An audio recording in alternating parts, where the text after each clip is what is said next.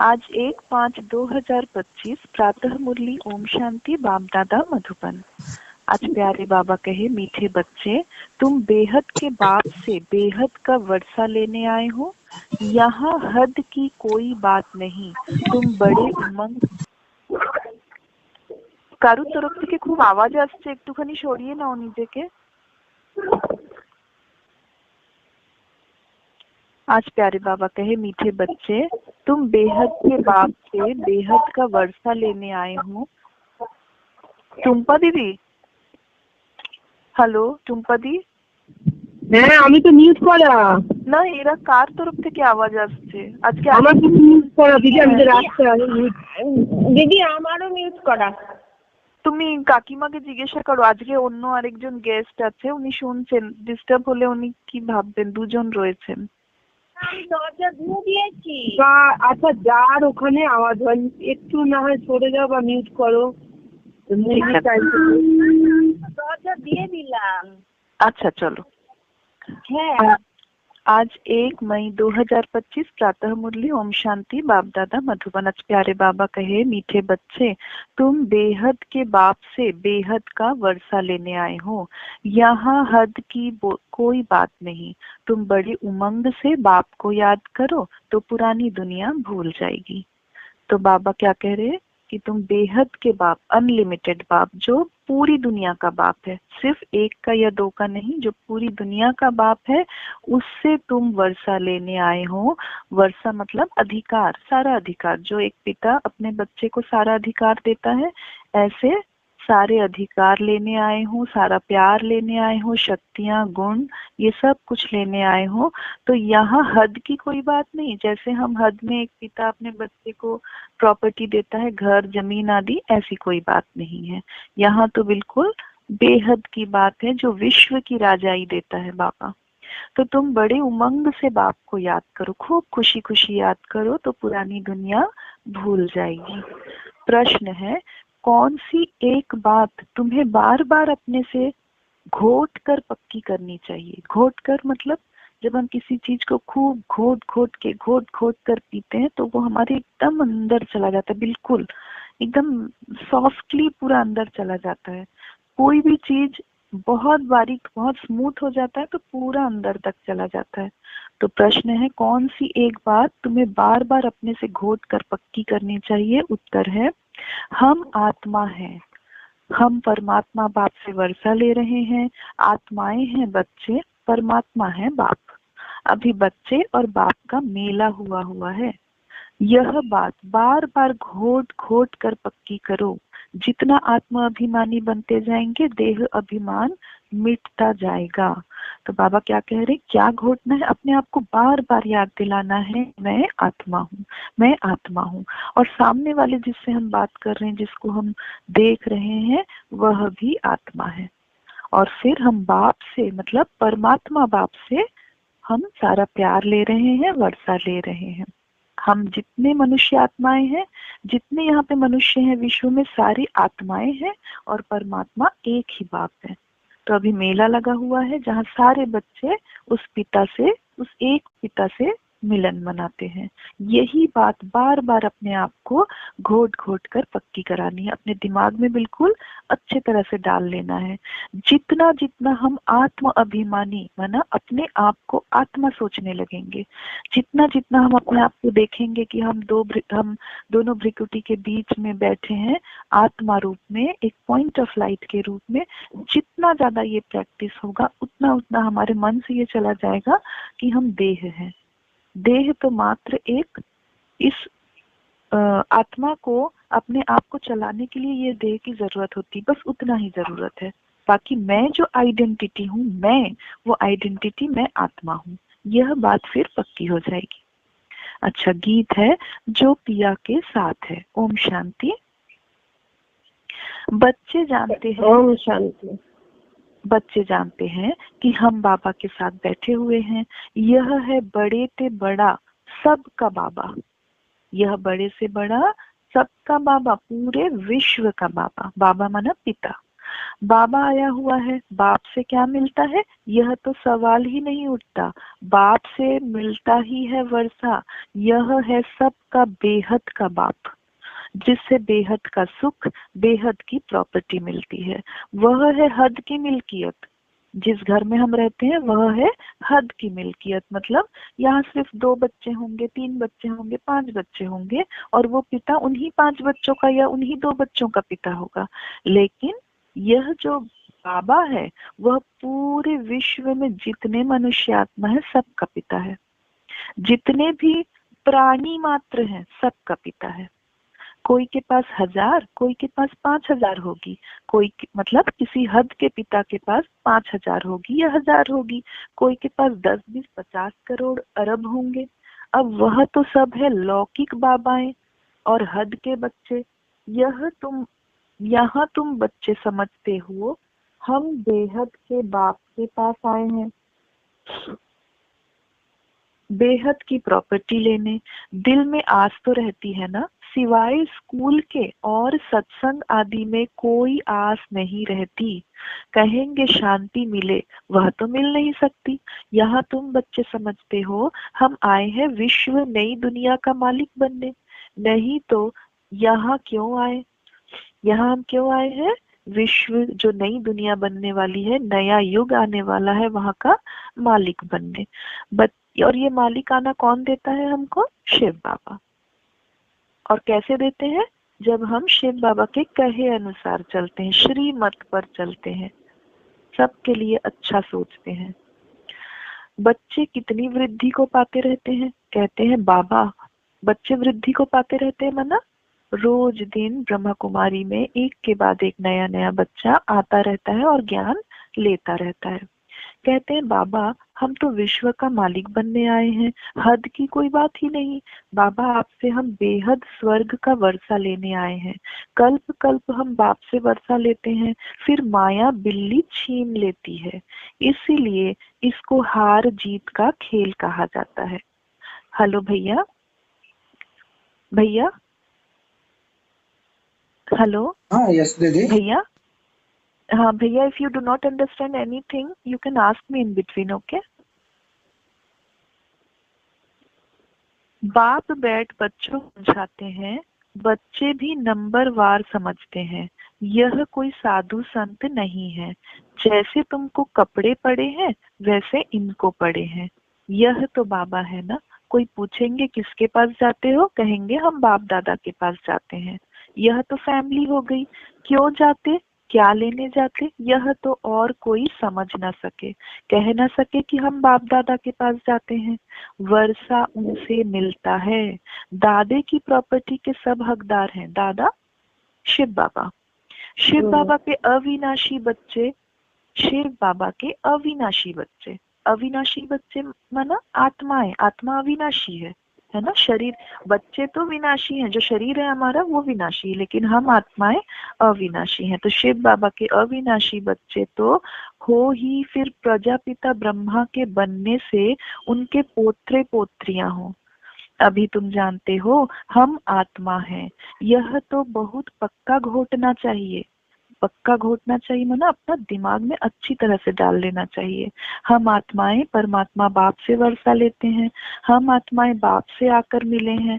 आगे तो शरीर का भान था, फलाने फलाने नाम वाले ही प्रॉपर्टी लेते हैं। अभी तो है आत्माएं परमात्मा से वर्षा लेते हैं। आत्माएं हैं बच्चे, परमात्मा है बाप। बच्चे और बाप का बहुत समय के बाद मेला लगता है, एक ही बारी। कब लगता है? संगम युग में। संगम युग में, करेक्ट। भक्ति मार्ग में फिर अनेक आर्टिफिशियल मेले लगते रहते हैं। यह है सबसे वंडरफुल मेला। आत्माएं परमात्मा अलग रहे बहुकाल। कौन? तुम आत्माएं, हम आत्माएं सब परमात्मा से बहुत काल से अलग हो गए। कब से अलग हो गए हैं? सतयुग से। जब हम उतरे थे सतयुग में, हम तब से भगवान से, अपने पिता से, परमात्मा से अलग हो गए हैं और अभी आकर संगम में फिर से आकर भगवान से मिले हैं। तो यही है असली मेला। यह भी तुम समझते हो हम आत्माएं अपने स्वीट साइलेंस होम में रहने वाली हैं। अभी यहाँ पाठ बजाते बजाते थक गए हैं तो सन्यासी गुरु आदि के पास जाकर शांति मांगते हैं। समझते हैं वह घर बार छोड़ जंगल में जाते हैं, उनसे शांति मिलेगी, परंतु ऐसे है नहीं। अभी तो सभी शरीर में आ गए हैं। जंगल में गुफाएं खाली पड़ी हैं, गुरु बनकर बैठे हैं, नहीं तो उन्हों को निवृत्ति मार्ग का ज्ञान दे पवित्रता सिखलानी है। आजकल तो देखो शादियां कराते रहते हैं। जो घर द्वार छोड़ गए हैं, सन्यासी हो गए हैं, वो सब निवृत्ति मार्ग वाले हैं, तो उन्हों को अब ज्ञान देकर पवित्रता सिखलाना है। आजकल तो देखो शादियां कराते रहते हैं। तुम बच्चों तो अपने योग बल से अपनी कर्मेंद्रियों को वश में करते हो। हम बच्चे बाबा से जुड़कर भगवान से, किससे, कौन से भगवान से? निराकार परमात्मा, हाँ, शिव बाबा से जुड़कर उनके प्रकाश को अपने अंदर लेकर अपने सारे कर्मेंद्रियों को हम शांत करते हैं, वश में करते हैं। कर्मेंद्रिया योग बल से शीतल हो जाएंगी। कर्मेंद्रिया में चंचलता होती है ना, अब कर्मेंद्रिया पर जीत पानी है।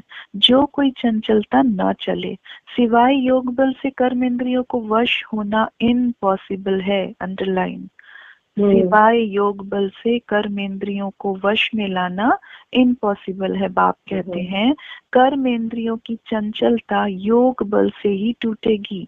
योग बल की ताकत तो है ना, इसमें बड़ी मेहनत लगती है। आगे चलकर कर्मेंद्रियों की चंचलता नहीं रहेगी।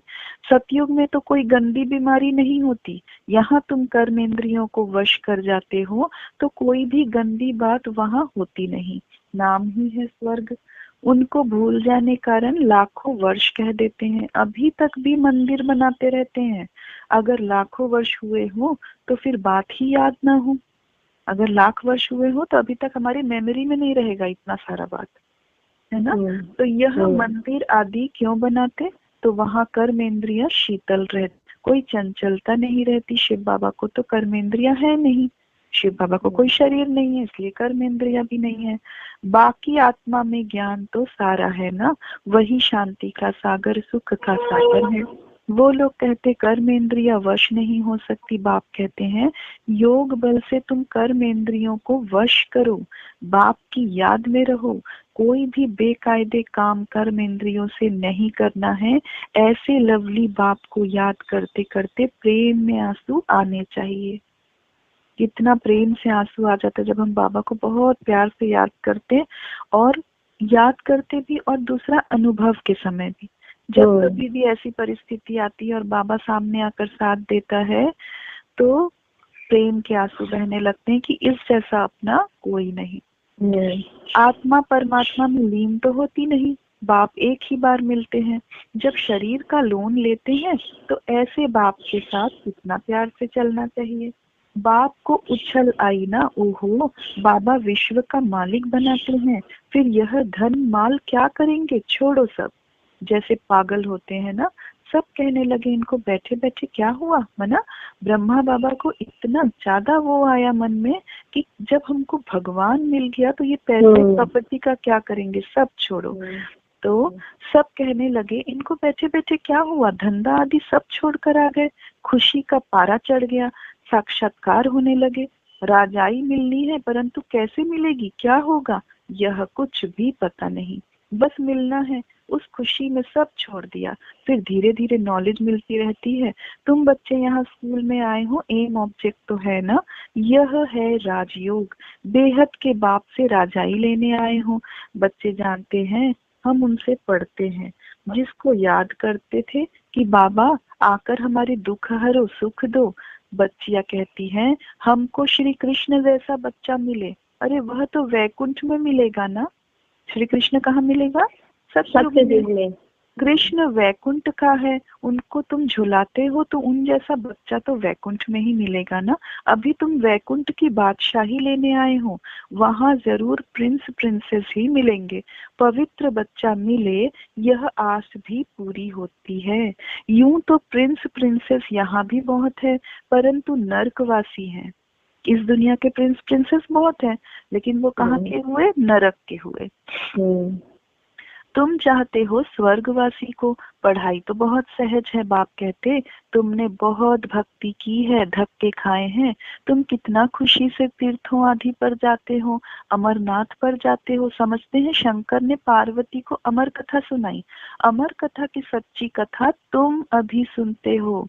यह तो बाप बैठ तुमको सुनाते हैं। तुम आए हो बाप के पास, जानते हो यह भाग्यशाली रथ है, इसने यह लोन पर लिया है। क्योंकि शिव बाबा निराकार परमात्मा खुद ब्रह्मा बाबा के तन में आते हैं, इसलिए ब्रह्मा बाबा को भागीरथी कहते हैं, भाग्यशाली रथ। रथ माना ये शरीर, तो इस शरीर पर हम आत्मा है, इसीलिए इसे रथ कहा जाता है, इसलिए ब्रह्मा बाबा को भागीरथ कहा जाता है। हम शिव बाबा के पास जाते हैं, उनकी ही श्रीमत पर चलेंगे। कुछ भी पूछना हो तो बाबा से पूछ सकते हो। कहते हैं बाबा हम बोल नहीं सकते, यह तो तुम पुरुषार्थ हो, इसमें बाबा क्या कर सकते हैं। बाप तुम बच्चे को श्रेष्ठ बनने का सहज रास्ता बताते हैं। एक तो कर्मेंद्रियों को वश करो, दूसरा दैवीय गुण धारण करो। कोई गुस्सा आदि करे तो सुनो नहीं। एक तो कर्मेंद्रियों को वश करो, दूसरा दैवीय गुण धारण करो। कोई गुस्सा आदि करे तो सुनो नहीं। एक कान से सुन दूसरे से निकाल दो। जो इविल बात पसंद ना आए उसे सुनो ही नहीं। देखो पति क्रोध करता है, मारता है तो क्या करना चाहिए। जब देखो पति गुस्सा करता है तो उन पर फूल बरसाओ, हंसते रहो। युक्तियां तो बहुत हैं, कामेशु क्रोधेशु होते हैं ना। अबलाएं पुकारती हैं, एक द्रौपदी नहीं सब हैं। सभी अबलाएं, जिनके जिनके घर में बहुत परेशानी, बहुत दुख, ऐसी औरतें, सभी ऐसी माताएं सभी बाबा को पुकारती हैं पूरे दिल से। तो इसलिए बाबा कहते एक द्रौपदी नहीं है जो कृष्ण को पुकार रही है, यहाँ तो हम सभी द्रौपदी हैं जो शिव बाबा को पुकार रहे हैं। अब बाप, और इसमें मेल और फीमेल की बात नहीं, हर एक आत्मा द्रौपदी है और हर एक आत्मा एक उस पिता को, शिव पिता को पुकार रही है। अब बाप आए हैं नंगन होने से बचाने। द्रौपदी को नंगन होने से बचाया था ना, तो अब बाप आए हैं हम सभी आत्माओं को नंगन होने से बचाने। बाप कहते हैं इस मृत्यु लोक में यह तुम्हारा अंतिम जन्म है। हम तुम बच्चों को शांति धाम ले जाने आया हूँ, वहां पतित आत्मा तो जा न सके, इसलिए मैं आकर सबको पावन बनाता हूँ। जिसको जो पाठ मिला हुआ है वह पूरा कर, अब सबको वापस जाना है। सारे झाड़ का राज बुद्धि में है, बाकी झाड़ के पत्ते थोड़े ही कोई गिनती कर सकते हैं। तो बाप भी मूल बात समझाते हैं, बीज और झाड़, बाकी मनुष्य तो ढेर हैं। एक एक अंदर को थोड़े ही बैठ जानेंगे। मनुष्य समझते हैं भगवान तो अंतर्यामी है, हर एक के अंदर की बात को जानते हैं। यह सब है अंधश्रद्धा। बाप कहते हैं तुम हमको बुलाते हो कि आकर हमको पतित से पावन बनाओ, राजयोग सिखाओ। अभी तुम राजयोग सीख रहे हो। बाप कहते हैं मुझे याद करो। बाप यह मत देते हैं ना, बाप की श्रीमत और गत सबसे न्यारी है। मत यानी राय, जिससे हमारी सदगति होती है। वही एक बाप हमारी सदगति करने वाला है, दूसरा ना कोई। इस समय ही बुलाते हैं, सतयुग में तो बुलाते नहीं है। अभी ही कहते हैं सर्व का सदगति दाता एक राम। जब माला फेरते हैं तो फेरते फेरते जब फूल आता है तो उनको राम कह आंखों पर लगाते हैं। माला कितने की होती है? 108 की। 108 की। और उसमें 108 के बाद क्या रहता है? एक बड़ा सा फूल है ना, एक गांठ रहता है ना, एक बड़ा सा फूल रहता है। तो जब वो 108 कंप्लीट हो जाता है और होने के बाद जब फूल में आते हैं तो उसको अपने आंखों पे लगा के कहते हैं राम। अपना जपना है एक फूल को, बाकी है उनकी पवित्र रचना। जपना है एक फूल को, मतलब फूल है शिव बाबा। शिव बाबा को याद करना है, और बाकी जो 108 है वो कौन है? उनकी पवित्र रचना, उनके, हाँ, उन बाबा के बच्चे। माला को तुम अच्छी रीति जान गए हो, जो बाप के समान। एक सेकंड,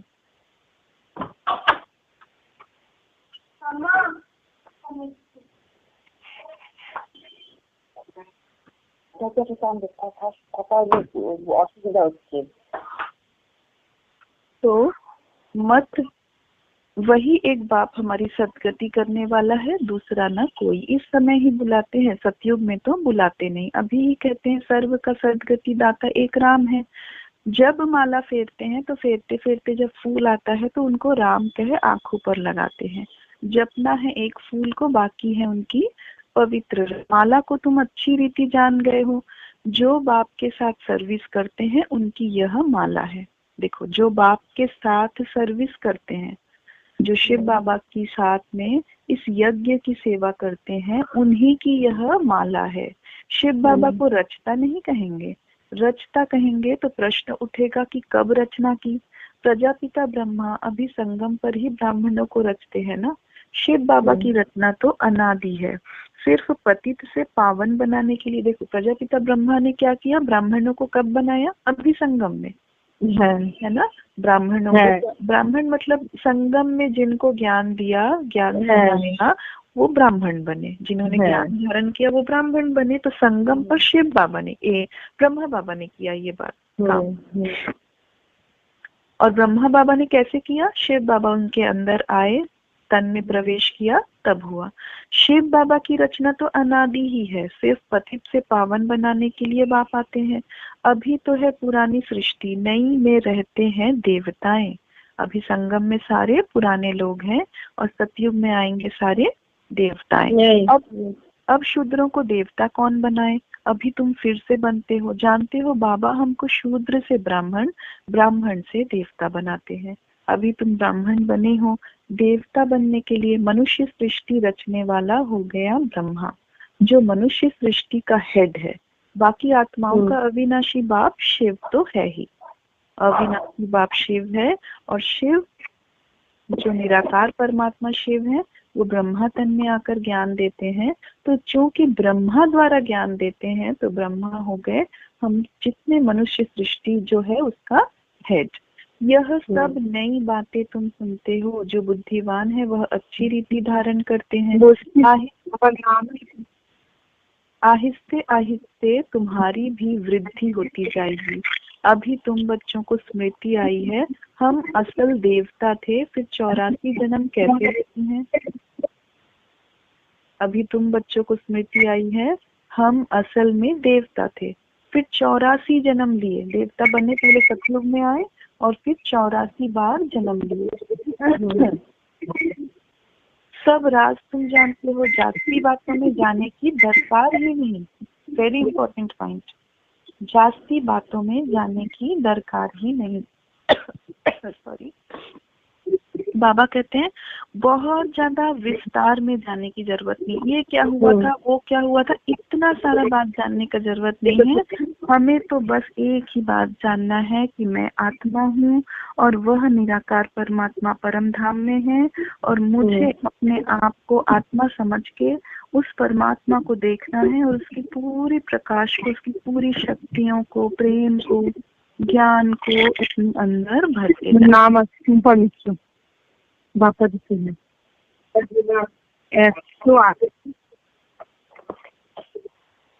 बाप से पूरा वर्षा लेने के लिए मुख्य बात, बाप कहते हैं मुझे, एक तो मुझे याद करो, दूसरा पवित्र बनो।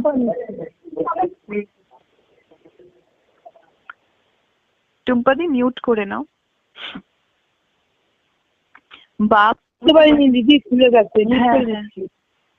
बाप से पूरा वर्षा लेने के लिए मुख्य बात, बाप कहते हैं एक तो मुझे याद करो, दूसरा पवित्र बनो, स्वदर्शन चक्रधारी बनो और आप समान बनाओ। देखो कितना सिंपल, एक तो मुझे याद करो। कैसे याद करना है, अपने आप को आत्मा समझकर परम धाम में उनको परमात्मा को कैसे रूप में देखना, प्रकाश के रूप में देखकर उस प्रकाश को अपने अंदर भरना है। तो ऐसे बाबा को याद करना है। दूसरा पवित्र बनना है। कैसे बनना है पवित्र, पहले तो हमको काम विकार से छूटना है ना, ब्रह्मचर्य पालन, और दूसरा पवित्रता की 2 बाहें, एक ब्रह्मचर्य व्रत पालन और दूसरा हमेशा सबके लिए शुभ भावना, शुभकामना। तो ये है पवित्रता, व्यर्थ से दूर। व्यर्थ बातों से दूर रखना अपने आप को। तो ये हुआ पवित्रता। तीसरा बाबा क्या बोल रहे हैं, स्वदर्शन चक्रधारी बनो। मतलब ये जो हमने 84 जन्म लिए, सतयुग में आए पहला जन्म, और वहां से उतरते उतरते उतरते आज कलयुग पार कर चुके हैं, संगम युग में आ गए। तो ये पूरा अपने आप को देखो कि हम पहले क्या थे। हम सबसे पहले देवताएं थे, उसके बाद सबसे पहले अनादिकाल में आत्मा रूप में थे परम धाम में, फिर हम सतयुग में उतरे देवता रूप में, उसके बाद फिर मध्य काल में मंदिरों में हमारी पूजा हुई, फिर अभी हम ब्राह्मण रूप में हैं, और फिर हम बाबा का पूरा शक्ति प्यार उनसे पवित्रता लेते लेते संपन्न होकर संपूर्ण बनकर फरिश्ता बन जाएंगे। तो ये ऐसे अपने आप को देखकर स्वदर्शन चक्रधारी बनना है। और फिर आप समान बनाओ, पहले बाप समान बनो और फिर दूसरों को आप समान बनाओ, अपने आप के जैसे बनाओ। पहले खुद बनो और फिर अपने आप के जैसे सबको बनाओ। तो कितना सहज है, सिर्फ याद ठहरती नहीं। एक ही तो पॉइंट है कि याद ही नहीं ठहरती। कोशिश तो सब चाहते हैं कि मैं बाप समान बनूं, मैं सब कुछ करूं, लेकिन वो याद कंटिन्यूएशन में नहीं रहता। नॉलेज तो बड़ी सहज है, अभी पुरानी दुनिया खत्म होनी है, फिर सतयुग में नई दुनिया में देवी देवताएं राज्य करेंगे। इस दुनिया में पुराने ते पुराने यह देवताओं के चित्र हैं, वाह इन्हों के महल आदि हैं। तुम कहेंगे पुराने ते पुराने हम विश्व के महाराजा महारानी थे, शरीर तो खत्म हो जाते हैं, बाकी चित्र बनाते रहते हैं। अभी यह थोड़े ही किसी को पता है, यह लक्ष्मी नारायण जो राज्य करते थे वह कहाँ गए, राजाई कैसे ली। बिरला इतने मंदिर बनाते हैं परंतु जानते ही नहीं। जो बिरला है वो इतने सारे बिरला मंदिर बने हुए हैं ना सब जगह, पर वो मंदिर तो इतना बनाता है लेकिन उसको पता ही नहीं कि लक्ष्मी नारायण राज्य कहाँ करते थे, कब आए थे, कब राज्य किए, कैसे राज्य किए, कहाँ पर किए, ये सब कुछ भी नहीं मालूम। पैसे मिलते जाते हैं और बनाते रहते हैं, समझते हैं यह देवताओं की कृपा है। एक शिव की पूजा है अव्यभिचारी भक्ति। ज्ञान देने वाला तो ज्ञान सागर एक ही है, बाकी है भक्ति मार्ग। ज्ञान से आधा कल्प सदगति होती है, फिर भक्ति की दरकार नहीं रहती। कब भक्ति की दरकार नहीं रहती, सतयुग और त्रेता में, है ना। उस समय हमारी सदगति रहती है, तो उस समय भक्ति की दरकार ही नहीं। उस समय इतना सुख है कि भगवान को याद करने की जरूरत नहीं है। ज्ञान भक्ति वैराग्य, अब भक्ति से पुरानी दुनिया से वैराग्य, पहले ज्ञान फिर भक्ति और फिर लास्ट में वैराग्य, हर चीज से वैराग्य। और आज तो दुनिया उस जगह पे है जहाँ चारों तरफ लड़ाई झगड़ा बैर, एक दूसरे से रिश्ता ठीक नहीं, तो हर एक से धीरे धीरे वैराग्य आ जाएगा। कुछ चाहिए ही नहीं, किसी से कुछ नहीं चाहिए, अब एक भगवान चाहिए बस, और किसी से कुछ नहीं चाहिए। ऐसी परिस्थितियां ही होंगी। क्यों होंगी, क्योंकि वैराग्य लाना है। वैराग्य नहीं आएगा तो हम कभी भी नई दुनिया के लिए कोई मनुष्य जाने की नहीं सोचेगा, सब सोचेंगे यही दुनिया बहुत अच्छी, हम तो बहुत अच्छे से हैं।